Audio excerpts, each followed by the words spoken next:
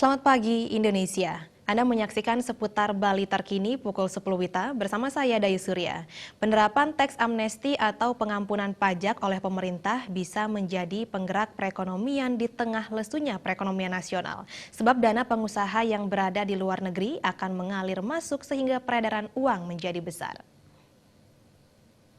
Komisi 6 DPR RI Gede Sumarjaya Linggi mengatakan penerapan teks amnesti bagi pengusaha maupun UMKM akan memberikan energi baru untuk meningkatkan pertumbuhan ekonomi nasional termasuk perekonomian Bali. Lesunya ekonomi global menyebabkan konsumsi dunia termasuk di dalam negeri menjadi turun. Menurutnya konsumsi dunia menyebabkan investasi dari dalam dan luar negeri juga mengalami penurunan sehingga peredaran uang di dalam negeri menjadi sedikit. Menurutnya peredaran uang di masyarakat menyebabkan pendapatan pemerintah dari sektor pajak menjadi kecil dan tidak mampu membiayai berbagai rencana pembangunan yang dicanangkan. Untuk meningkatkan pendapatan dari sektor pajak, salah satunya adalah dengan menerapkan pengampunan pajak bagi pengusaha. Penerapan teks amnesti akan dapat menarik dana pengusaha yang berada di luar negeri sehingga peredaran uang di masyarakat menjadi besar, sehingga berimbas pada peningkatan pertumbuhan ekonomi secara nasional termasuk di Bali.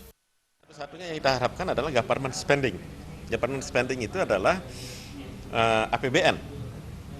Nah, APBN ini sekarang karena capaian juga agak berat dari pajak dan sebagainya, otomatis APBN juga akan kurang, sehingga uang yang beredar di masyarakat juga kecil. Kalau uang masyarakat kecil yang satu-satunya kita harapkan uang itu. Maka dari itu, teks amnesti ini adalah satu harapan. Tapi kalau mudah-mudahan ini bisa berhasil. Kalau nggak berhasil, semakin berat juga. Tapi kalau ini berhasil, ini yang mengobati akan ada uang yang beredar di negeri kita. Ditambahkannya sosialisasi teks amnesti harus gencar dilakukan oleh pemerintah sehingga dana yang disimpan di luar negeri dapat kembali untuk meningkatkan perekonomian nasional. Diana Putra dan Suta, Bali TV.